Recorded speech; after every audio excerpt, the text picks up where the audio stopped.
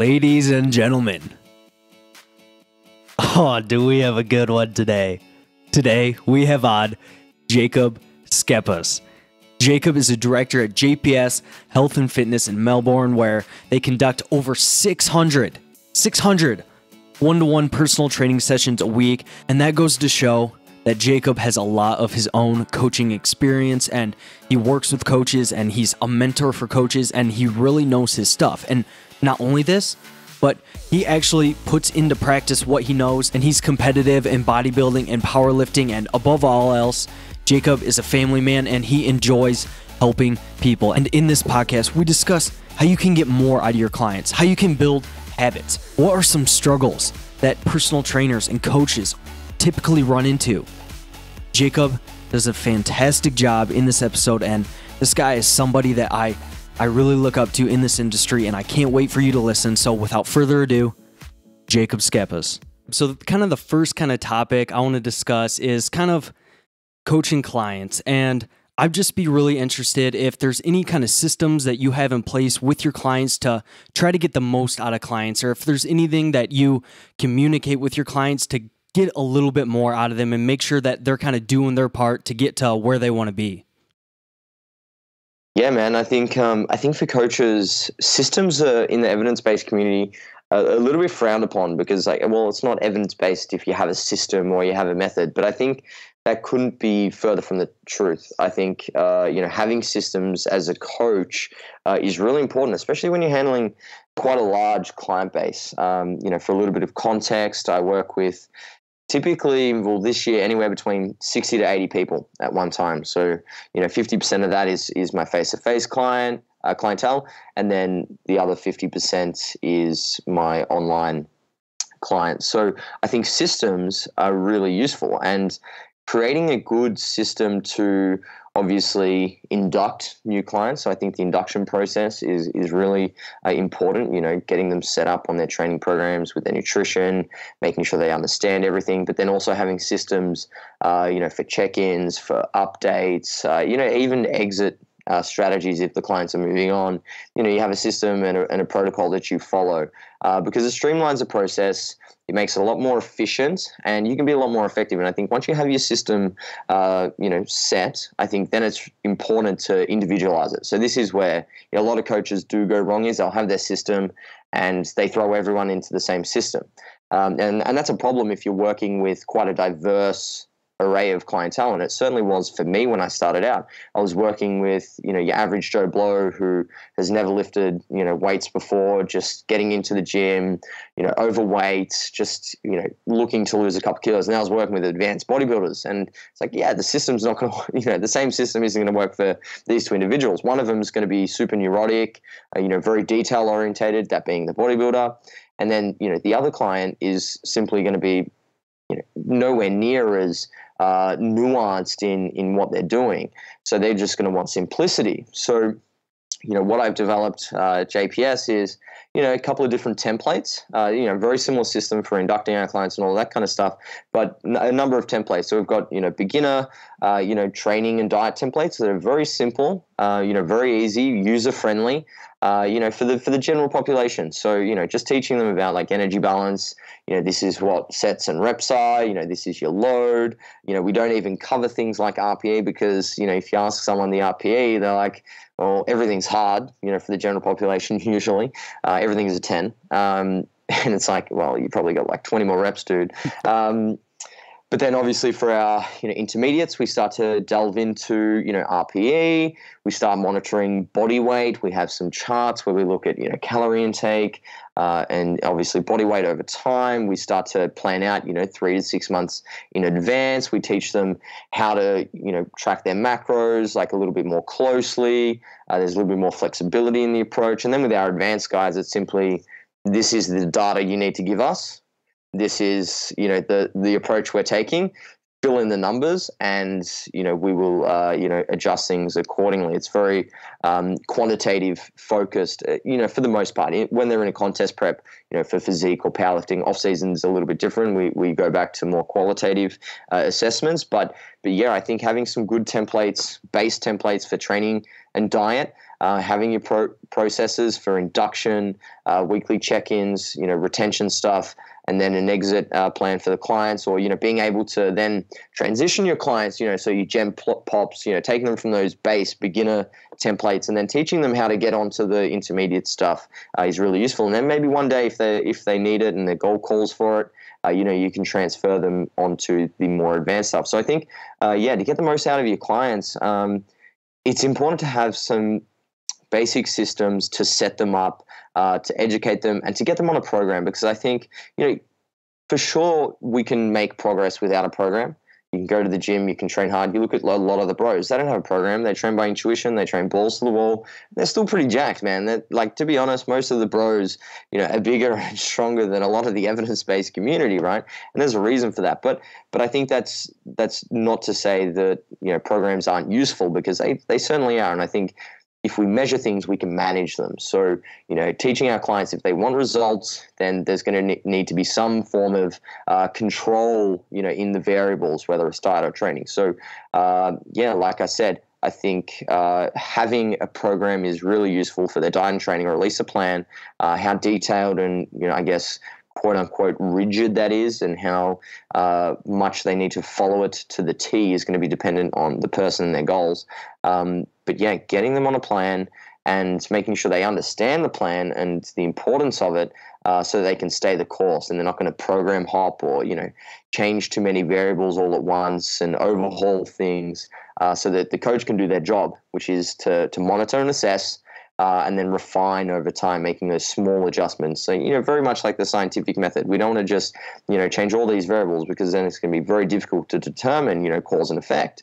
So as coaches, I think we can adopt a lot of the principles of, science in the way that we go about the coaching process, and just looking to see what's working, what's causing, the results or a lack of results, and then tweak things, one variable at a time.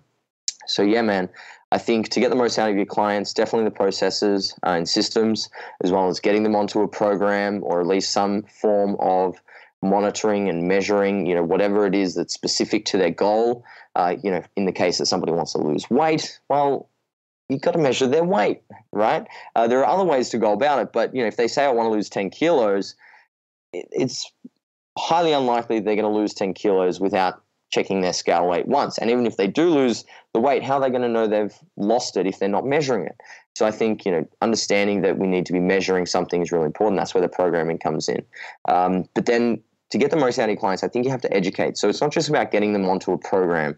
It's about teaching them what everything within that program or that diet, what it means. So continually endeavoring to educate and teach your clients so that they can basically coach themselves one day. I think it's really useful to have your clients become more and more autonomous over time. I feel a lot of coaches are afraid sometimes that if their clients know too much, they don't need them. But I found the opposite to be true. The more my clients know, the more hungry they are for knowledge, and the more they, are able to teach themselves and get better results. And most importantly, from a business perspective, when they go out and their friends are talking about low carb diets and they're sitting there and they debunk it because I've taught them, and their friends go, wow, how did you learn that? And they go, oh, my coach. You get a lot of referrals and new clients that way. So it's really useful in that sense too. But yeah, making sure that you teach your clients and yourself what everything means in your program, and knowing as much as necessary to achieve your goals. And I think this is always context dependent and highly individual, because some people, in terms of a contest prep, will need to know quite a lot more than the average Joe Blow, who just needs to know, what they need to do to lose weight, look good naked. There's a big difference between getting contest lean versus, dropping 5-10 kilos and, looking better in your clothes. So what you need to know is going to be super dependent on your goals. So yeah, knowing enough to achieve your goals is really important. And I think also as a coach, my goal is to be a doer and to make sure that I get things done for my clients, when the task is up to me. So that is, my updates, teaching them, not letting things go too long. Like if there's issues, like you have to be a doer, you have to get on top of it and, make sure that you give them advice, you implement change, or, you're just there to hear them out. And then teaching your clients to also be a doer. So not, overthinking things or, becoming paralyzed by analysis, making a habit of just getting shit done. I think this is a really useful habit to be successful in fitness, because you can do all the thinking in the world, you can do all the researching in the world, but if you can't put it into practice as a coach or an athlete, then it's rather frivolous. So I think being a doer is something that I really try to teach my clients. If you're going to talk about it, do it. And I've tried to make that a habit as a fitness professional throughout my career. I was talking about opening a gym, when I, 6 months into being a PT, and everyone was like, oh yeah, that's nice. Like, cool goal, dude. But then fucking 2 years later, I had a gym. Like if I say I'm going to do something, I'm going to do it, and I hold myself accountable. And I think coaches teaching their clients to be, of a similar nature can go a long way. And I think it's one thing that, doesn't get spoken about a hell of a lot. And I wanted to discuss with you some things that I guess coaches don't talk about. Like we always talk about, energy balance and evidence-based practice, volume, and things like that. But again, if you can't put it into practice, you can't modify your behaviors and actually do the things necessary to tick the boxes, in the real world that you need to tick to progress and get forward, in terms of your results and closer to your goals, then it's really meaningless. So yeah, I think becoming a doer is something that I really try to teach my clients, and I think is even more important if you're coaching yourself, because you don't have someone there on your back telling you, hey dude, you got to do this, get it done. Why'd you miss a session? Why are you going to bed late? You don't have someone there. You have to be that person for yourself.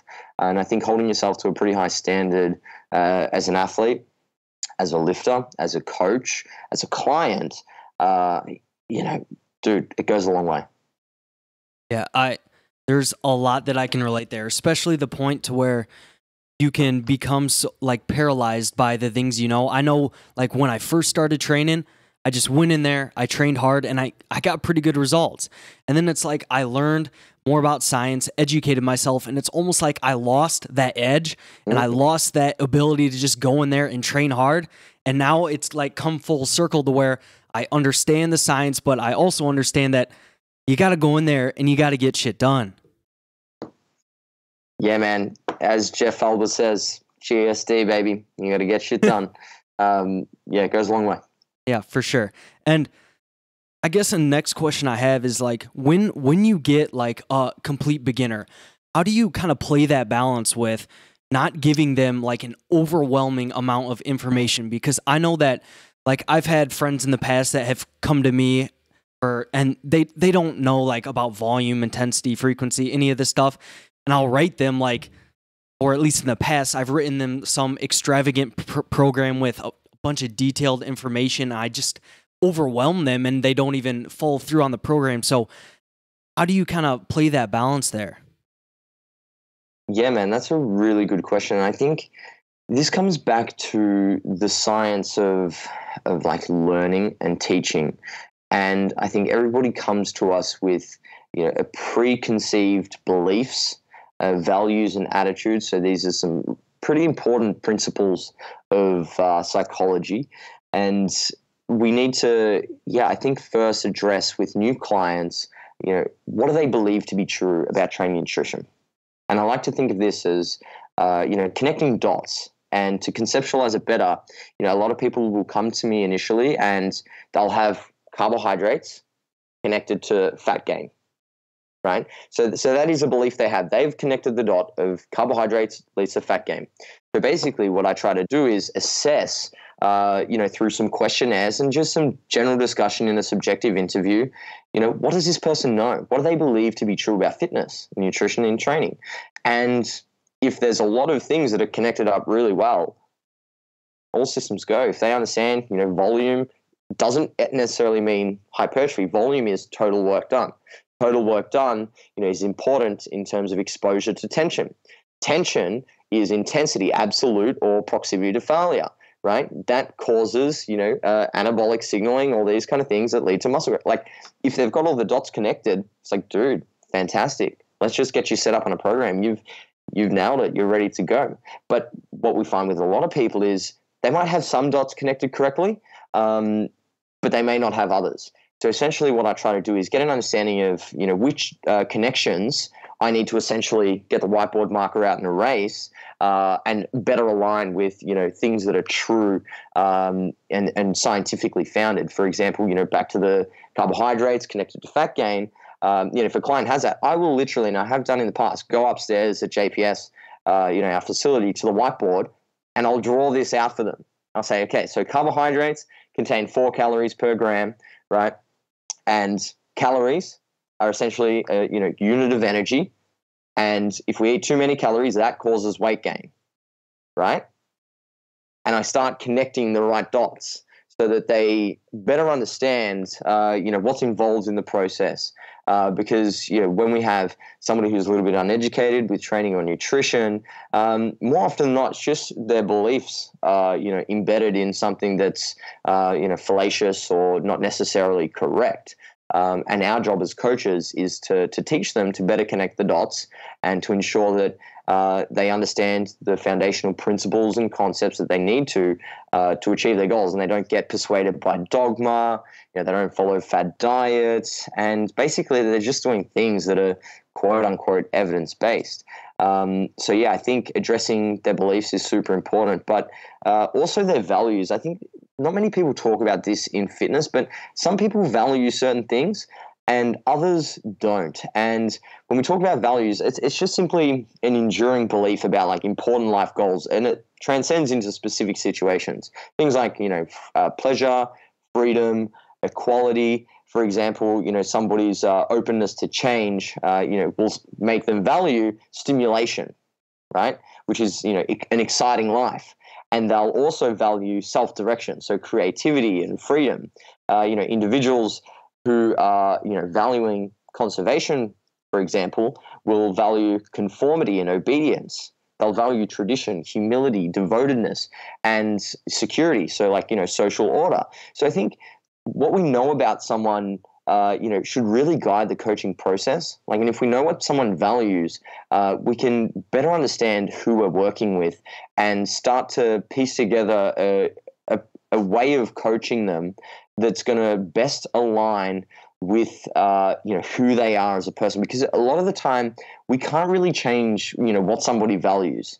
It's not a static thing. Like, you don't value the one thing, for your entire life. But I think, we have some deeply embedded values that can largely influence, what we're going to, pursue, what we're going to do, what we're going to be willing to do, and things we aren't going to be willing to do. For example, somebody who, values self-enhancement, right? Which is like achievement, success. They're ambitious. They value, having power, authority, wealth, and, control over things, is going to require a very different form of coaching to somebody who is, like I said, a little bit more conservative, right? So with the person who's interested in values, self-enhancement, they're going to need a little bit more autonomy. We're going to need to teach them more because they're going to want to be the best. We can push them a little bit harder, in terms of what they're, capable of doing in the gym, with their diet, because they do have that ambition to succeed in, whatever they're doing. And if fitness is something that, they value in terms of that self-enhancement, then you're going to get some kick-ass results. But if you have somebody who's a little bit more conservative, you're going to need to make sure that you give them some pretty confined constraints, because they're going to want that order, that they're going to want to follow things to the letter. They're not going to want to be as autonomous. So I think, like in teaching someone about nutrition and training, like a very forgotten component is like the human element. Like, who are we working with? What do they value? It's a really important aspect of self-concept. It conveys what's important to us. Like, some people will value bodybuilding and being, seeing a photo of someone with shredded glutes. They will value that. And they will, want that, and they will, do things to help them achieve that. Some people will see that and go, oh, that's disgusting. I don't want to look like that. He looks like he's sick, right? and they might not necessarily value, being shredded as much as they do their social life. So I think this is really important in understanding, how we can set goals with people and what's going to be, realistic for that person, not because they can't achieve it physiologically, but it's just they don't value that certain thing. So they're not going to pursue it in the first place. And sometimes people confuse, ideals with their values. So they'll idolize something, but they don't actually value it. They just think it's nice and pretty and aesthetically pleasing, but they don't actually value that. It doesn't guide the principles for their behavior, and therefore it's not going to influence their attitude and behaviors and their choices. So I think, this is something that I speak a lot about in our mentorship course for personal trainers, because it's one of those things, man, that the evidence-based community gets really caught up on what is the science, what does our experience tell us, an anecdote, but it's like the individual, it's like not many people are talking about that, it's like people respond differently, have different MRVs, MEVs, anatomical structure and orthopedic profile and all these things. It's like, but what about what's going on between years? Who the fuck is this person that we're working with? Typically they've got 20, 30 years of, life experience that's molded who they are, their DNA and the way they're put together is going to be far more established than what we realize. And I think we need to respect, appreciate it, and modify the approach to work for that person if we are to be truly evidence-based. I think being evidence-based doesn't just mean knowing that people respond differently to certain training volumes, intensities, people squat with different mechanics. I think being evidence-based is refining the approach for the specific person that you're working with, that takes into account their individual psychology and social factors and environmental factors, as well as the physical stuff. Right. So you're really looking at who they are as a person, who you're actually speaking to, and what they currently know, and you're just trying to kind of piece together that puzzle to get them closer to where they want to be. I think that makes a lot of sense there. And when you get somebody that Ryan, personal trainers, remember this: we don't make sense, we make dollars. Oh yeah, for sure. That's just a corny dad joke. Sorry, man. Continue. No, that's all right. I enjoy corny dad jokes. Those are good. But as I was saying, if you get somebody that is like a complete beginner and they're kind of just starting out, and you're just trying to help educate them on the nutritional principles of energy balance and things like that.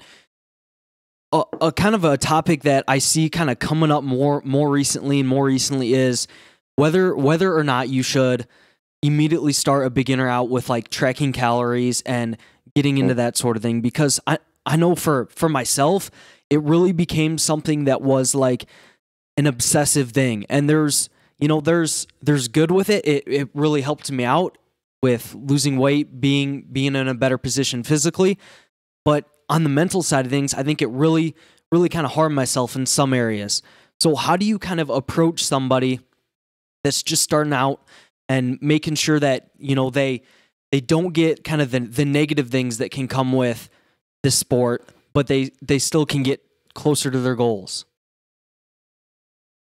Yeah, man, I think that's a really hot topic of late, one that Dr. Eric Helms has been pursuing and looking to better understand and conceptualize in terms of piecing together a model of teaching individuals nutrition. And like I said, it's very individual dependent, because every person's going to work differently with a different approach. Everyone's going to know different things about nutrition and need to, have an approach that caters to what they currently know, what they don't know, and what they're going to suit best as a person.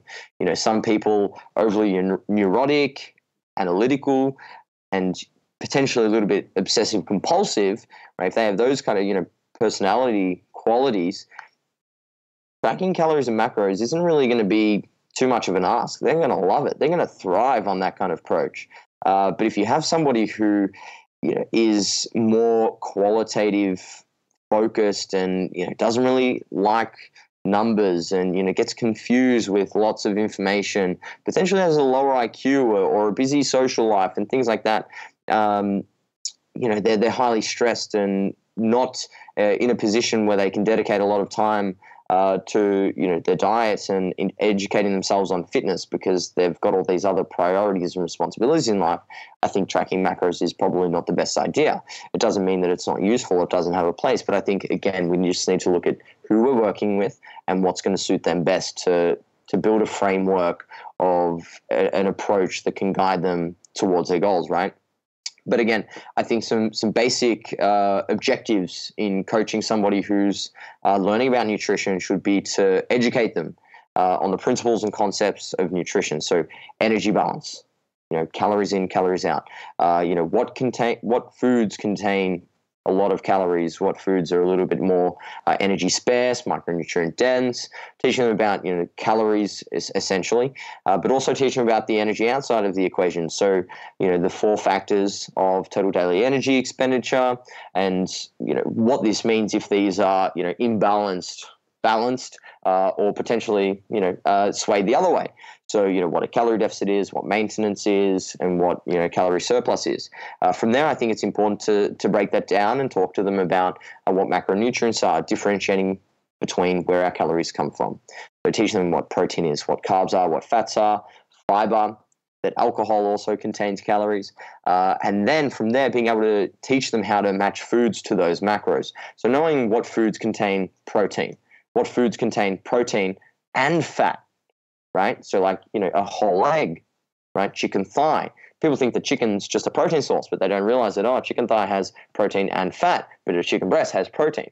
So teaching them about the differences in the foods they're going to consume in terms of their macronutrient content, as well as their caloric value. And then from there, being able to create a meal plan for themselves. So it's outside of many personal trainers' scope of practice to create meal plans for their clients. So I always advise PTs to have the client create their own meal plan and then simply guide them in the process.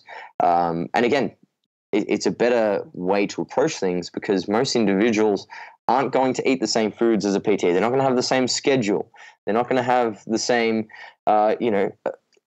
financial status to be able to afford certain foods. I remember I had a college student, we call it university in Australia, but I'm trying to keep up with American lingo. Yep. College student come to me and he showed me his previous meal plan from his trainer and had like grass-fed beef that was organic. And I'm like, dude, did you eat this? And he's like, yeah, I did for a couple of weeks and then I went broke and I couldn't afford it. I'm like, so what'd you eat? And he's like, I just didn't follow the meal plan. I was like, well, what the fuck's the point in that? Like, again, we need to understand that everybody is different. And nutrition is such a multifaceted, psychology as it relates to nutrition rather is multifaceted. So yeah, I think teaching them the basics, and then once they know the basics, our job as coaches is to help guide them in modifying their behavior. So again, this is like something that a lot of people talk about, but I feel many coaches don't actually understand, the science of behavior formation, or they hear snippets and tidbits, and they just talk about habits. But for a habit to be formed, it needs to be an automatic process of behavior implementation, right? It's like, if you think about it, so a conceptual model I have of, habits is they are the pinnacle of the pyramid. That is the very last thing that occurs. After at the base we have our values, beliefs, and attitudes. Then we have our, motivation, right? And then that influences our behavior. And once we've repeated a behavior over time, it becomes habituated. So it's not that we want to talk about habits. We need to talk about behavior. And, why are behaviors developed in the first place? Well, for efficiency. Usually people develop them out of a lack of awareness. They're unintentional or they lack control in many cases. These will be negative habits. And it is possible to develop new habits and behaviors, provided they're not time extensive. And we need to do that by creating awareness, giving purpose to the client's actions, and learning the skill of control. So like I mentioned, behavior is antecedent to motivation. So it comes after motivation. So I think, a really important point of discussion when we're talking about, getting a new client, to learn more about nutrition is also addressing their motivation. So all the brain processes that energize and direct their behavior. Because this is going to be hugely important to them achieving their goals. And in essence, it relates to our locus of causality. So how much we're willing to put the blame on other people for outcomes that happen in our life. You gain weight. It's like, oh, yeah, but I was stressed, work, kids, or we take responsibility for it. And motivation is simply the reason for people's actions, their desires, and their needs. And as many of you will know, it can be intrinsic, so dispositional, like personal characteristics, their personality, their biology, and that can largely be driven by their interest, enjoyment, or desire to improve their competence. Like I said, that's something that many people value, is being competent at things. And, self-determination theory is something that I think, largely ties in with this, the self-regulatory processes that we engage in, but that's a story for another day. And then we have extrinsic motivation. So that's more situational. So, environments, events outside of the person's control. So outside factors are usually pursued for reward or value. Right, we want to attain something. There's a lot of different, theoretical models on, motivation. There's the behavioral side of things, so rewards and consequences and incentives, stuff like that.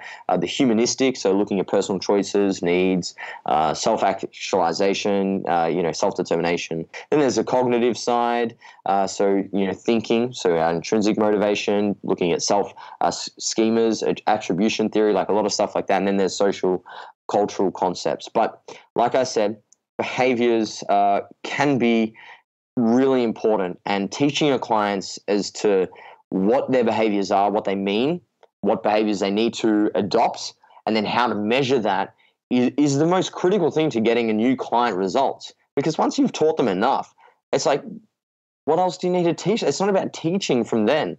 The job for a coach is to change what this person is doing. So when we look at behaviors, a lot of people don't know this, but behaviors are both overt and covert, meaning they're observable or they're internal behaviors. So, my cognitive processes and what I think in my mind, that's a behavior. Like, we have ingrained ways of thinking and patterns of thinking. But then we also have observable behaviors like biting my nails, right? Or potentially, when Netflix is on, grabbing a tub of ice cream and eating that becomes a behavior, one that I probably need to get rid of when I want to cut. But nonetheless, the modification is the next step for me in the coaching process. So I'm looking at more a systematic application of learning principles and techniques to improve both overt and covert behaviors. So addressing not just what these persons are doing and that, they can see and I can see and their partner can see, but also, how they're thinking, when they're on their own or in certain situations, all that kind of stuff. And this can just help develop their potential to, achieve their goal. But there are essentially, so if you look at behaviors, this is from the top of my head, there's 5 components that directly affect behavior. It's the integrated behavioral model. So there's intention, which is, cognitions that contribute to intentions to exercise and diet. It's like motivational variables. So even if a person is motivated, right, because remember I said motivation comes before behavior. Mm-hmm. Even if they're motivated, they need to have, the intention to act on that motivation, right? So even if someone's motivated, they're not guaranteed to act on that motivation. It's like, I'm motivated to, everyone's motivated to make money, right? But it's like not many people are willing to get up at 4 a.m. and work a second job, right? Like they don't have that it's a mediator, right? Intentions mediate motivation onto behavior. So it translates the effects of motivation to behavior. So for example, a client might have the intention to train. They might be motivated to train, but they don't have a course of action. So with intentions, it's important to create like a strategic and cost-effective plan to act on these intentions. So writing down Monday after work, 6:30 p.m., I'm going to go do my first lower body session of the week. All of a sudden, we've now transferred that motivation into an implementation strategy that we can now act on that motivation, right? That's the first one. The second one is knowledge and skills. So your clients need to have the knowledge and skills. And this comes back to, obviously the educational side of things. So even if there's a positive behavior intention, right, it might be that the client lacks the necessary knowledge and skills. And I think a lot of coaches miss this. They'll talk about, calories and, cool, we're going to have these foods to meet our calories, all the rest of it. But it's like, does your client know how to navigate a supermarket? Do they know how to actually cook a chicken breast properly? They might avoid cooking chicken breast because once upon a time they got salmonella because they didn't cook the chicken properly, right? So they clearly didn't demonstrate the requisite skills to be able to cook that food. So they're not going to fucking cook it, but you've got on the meal plan. It's like, what's the point? They're not going to act on that. They're motivated to do it because they know it'll help them achieve their goals, but they're not going to do it because they don't have the skills. So again, I think this is super important. Same for following a training program. It's like, you can have a program, but does your client have the skills to do the squat? Do they have the knowledge to set up a barbell, to put the right weights on, to put the clips on, right? Where to put their hands, how to unrack, right? How to, miss a lift properly. So if they, fail a squat, what they do in that situation, like teaching your clients these things, they need to have the knowledge, they need to have the skills.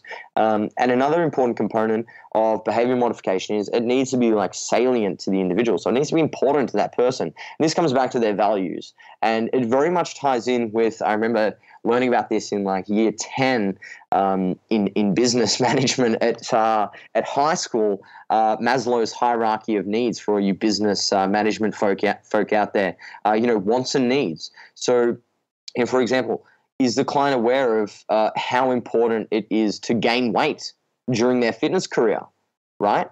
It's like they don't necessarily want that, but they may need to do it for the greater good and, to delay gratification so that when they do, diet, they can follow the plan, they're motivated to diet, they can stay the course of the calorie deficit and they actually look better by the time they've, dropped a couple of kilos of fat. And again, I won't get into, the actual hierarchy of needs. I suggest you guys look it up. But basically, a want is the desire to do or possess something, and a need is we require it. Most clients want fast, easy results and a cost-effective service, but what they need is sustainable results, education, skills, self-development, autonomy. So I think we need to, look at this when we're, implementing, an approach and trying to modify someone's behaviors, because if somebody needs it and they want it, they are going to pursue it. They're going to do it. So that's what we need to do as coaches. We need to show them that they need this thing. And then through that educational process, hopefully their wants and their, value in that thing is going to be higher and they're going to pursue it. Because somebody could need something but not really want it, and they'll just recognize it. They're not going to actually change anything. And if somebody needs something, if somebody wants something but they don't actually need it, right, they'll typically avoid it. They'll prioritize it. I'm trying to remember the exact terminology here. So I'll just repeat that for clarity's sake. If somebody wants something, but they don't need it, they'll prioritize it, which is not necessarily a good thing, right? Especially when it comes to fitness. And now if you have low wants, so they don't want it and they don't need it, they're going to avoid it, right? So usually when it comes to fitness and we're implementing a plan and trying to modify their behavior, we are implementing something that they need. So for coaches, balancing needs and wants is like a super important discussion, especially with somebody who's new to fitness, right? Because they're going to want quick results. They're going to want all these, fast and immediate outcomes, but that's not necessarily what they need. So we need to really know how to balance that, and obviously make sure that their behaviors align with that. And then finally is environmental constraints. So this is another one when it comes to behaviors that I teach my clients about, is exogenous challenges are going to arise, and that can limit a client's ability to do what they had intended. Because remember, they might be motivated to go and train, but if it's fucking raining and it's wet, that could be an environmental constraint. If they don't have a car, they might not be able to get to the gym, right? All of these sorts of things. So teaching them how to navigate these environmental challenges that come our way in our fitness journey is something that I think is hugely important, and I really, really prioritize with my new clients, because when they go out and socialize, they're going to be exposed to calorie dense meals. They're going to be exposed to alcohol that will lower inhibitions. All of these sorts of things. How do you navigate these environmental challenges when you're trying to diet for fat loss? What are you going to do? How are you going to make sure that you make a decision that aligns with your goals? And when can we, adjust the decision-making process to make a decision that, satisfies our short-term wants, not our long-term needs? That's okay in certain situations, but, the balance over time should be doing what we need to do because that is what we want to do, to achieve our goals. So again, something really important. And then once we've done all these things, we've addressed these 5 components of behavior modification. The person starts doing the behavior more repeatedly, more efficiently, with less cognitive efforts. It becomes a habit. And from a psychology standpoint, it's just a fixed way of thinking, and it's repetition of a previous mental experience. And again, I think for coaches, here's some useful stuff. In assessing behavior, you need to collect and analyze information. So not just what's your calorie intake, because that doesn't really tell us about the behaviors, right? I think we need to look a little bit more in detail at what the client's doing to get to those calories, right? Both from an overt and a covert perspective. So we need to identify and describe to the client target behaviors, right? Being detailed, specific, and objective. So not vague, not just hit your calories. I had a client last night talking to me about his previous coach who just said, here's your calories and macros. You can eat whatever you want to get there. And I'm like, so why'd you leave your coach? And he's like, because I didn't know how to fucking do that. Right. And it's like, well, no shit. Like, he didn't give you any behaviors to implement. He gave you information. Information and a target isn't always the goal because that's outcome related. We need to focus on process related with our clients. Detailed, specific, and objective behaviors, measurable in numeric values is usually a good idea, and identify possible causes of the behavior. So looking at the whats, the whens, the wheres, the hows, the how often, how long, how to measure, how to record. And then all the coach does is, guide the selection of an appropriate behavioral intervention. And this allows us to establish performance levels. So, if there's, for the target behavior, we give them a reward. And that doesn't necessarily mean food, because I'd like to teach my clients that they're not a dog and they don't get rewarded with food.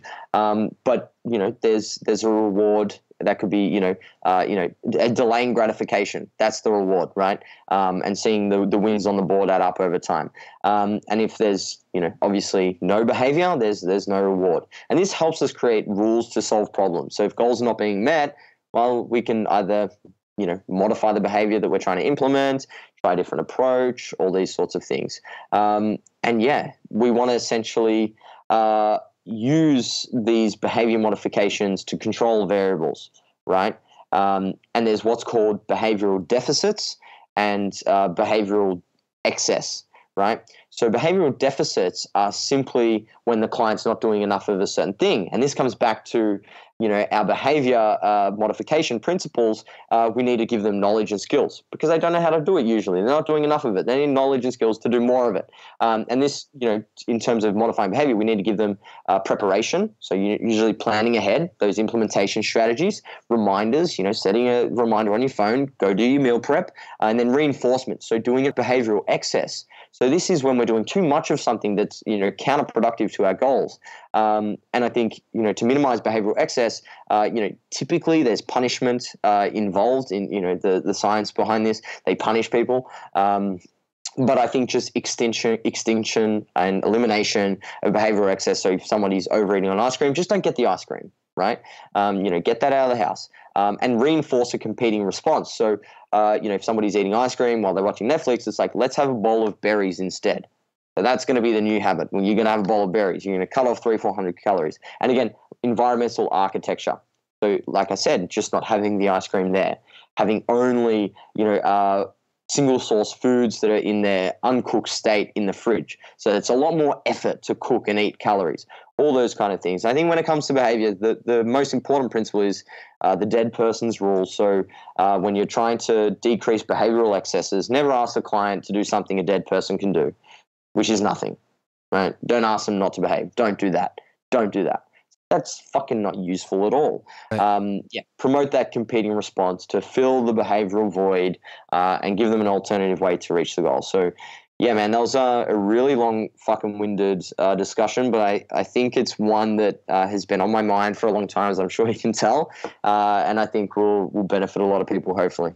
I know it benefits me just hearing all of that right there. That, like, this is why you can't just give somebody a program. Like, a lot of people will come and ask me, "Hey, give me a program for training or nutrition." I'm just like, this previous 20 minutes is why you can't just give somebody a program. You have to teach people to become competent enough and teach them how to actually do stuff. And I really like your points on filling those voids of, rather than just saying, well, don't eat that food. Okay, let's actually replace that food with something else, filling that void. I think that is really great advice there. Yeah, man. I'm glad to hear that. That's awesome. Well, I kind of want to shift from this just a little bit, and kind of the last thing that I want to discuss is, like you said, you're definitely a doer. You're definitely somebody that I definitely look up to in this industry because you get shit done. And I would be really interested in some of the struggles that you faced when trying to develop your coaching, your business. And I know you've had some struggles with your mentorship program that you've had coming up here. So if you could just kind of speak to that, I would be really interested. Yeah, so I guess you want to know about the struggles, right? Yeah. Where do I begin, bro? Hey. Man, I think, yeah. I think the challenges a personal trainer will face come in many different forms. So I think the first, when a trainer starts in the industry, the first challenge they're going to face is getting work and the seasonality of personal training. So usually here in Australia, when spring comes around, we get a huge influx of clients. Like right now, this period for us is massive. Like at my two facilities, we're doing over 500 sessions a week, one-on-one personal training sessions, wow, which is monstrous amount.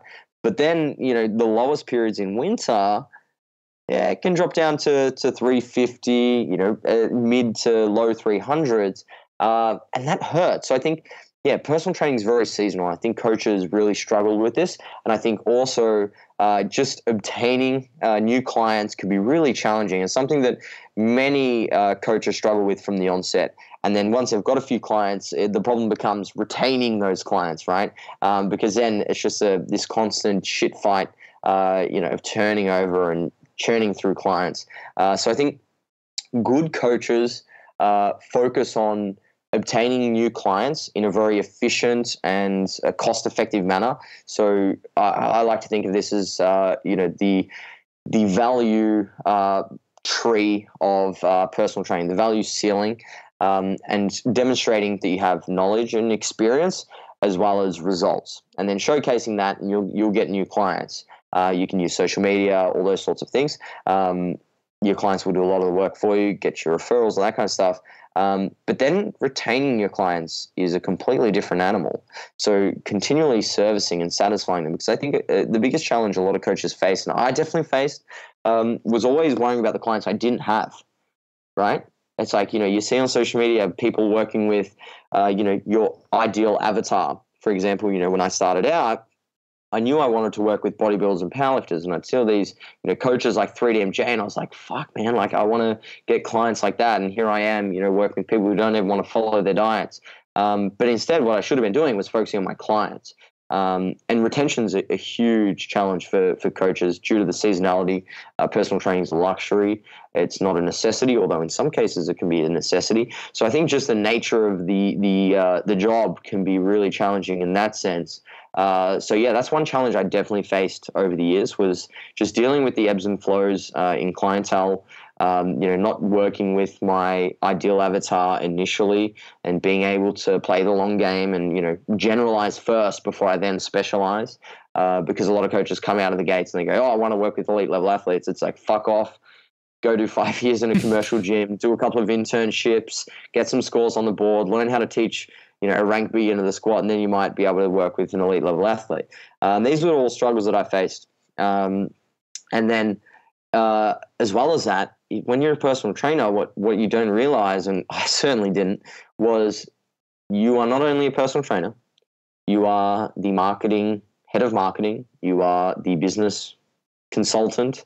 You are essentially a director. You're an employee, and you're all these other things, right? You've got to worry about more than just teaching people gym, right? You're a psychologist. You're wearing many different hats. And this was something I really struggled with, because in terms of furthering my education and in terms of like doing the actual job and just time that I had available to do all of these things, it killed me, man. I remember back when I started coaching, I was doing 120 sessions a week when I first opened my studio. So I did half an hour sessions back then. And that was 60 hours of coaching face to face. This was just me, not the gym, me. And then I had to do the books, had to do marketing, had to do, the accounts, like all this other crap. And I was just like, holy shit, I did not sign up for this. I just want to train people. And I'm really fortunate now that, we're in a position where I have, I've got 2 assistants who are absolutely amazing. Shout out to Alex and Maya, and my sister who's my third assistant. So I've got, we've got 3 girls helping me out now to keep on top of things. I've got my brother who's my business partner, taking care of the finances. I've got somebody doing marketing, somebody doing social, somebody, doing graphic design. We've got an accountant. Like, there's a fucking team of people. Like, there is so, and then I've got 15 amazing coaches who are also, helping me do the work. It's like, people look at JPS and it's like, wow, Jacob does so much. It's like, no, like I got a lot of really good people, helping me out in the background. And that's essentially what you're doing when you become a personal trainer, just on a smaller scale, right? It's just you working, but you're doing all of these things. That for me, man, and then transitioning across to being able to employ people and let go of control, was really challenging, because, when I'd worked so hard to build the business and to get everything, to where I wanted it to be, to then employ people, to do these roles for me was really difficult. I didn't have the finances at the time. So it was like an investment, just hoping that, the investment would pay off and it would free up more time so I could do things that would generate, more revenue for the business, all that kind of stuff. And yeah, that was super frustrating, challenging, scary period, that I think if you're serious about your coaching business and you're starting to get to a point where it's time to expand and, broaden your horizons, essentially, that's not an easy period. And I think, like now my biggest challenges are satisfying, all the people that come into JPS.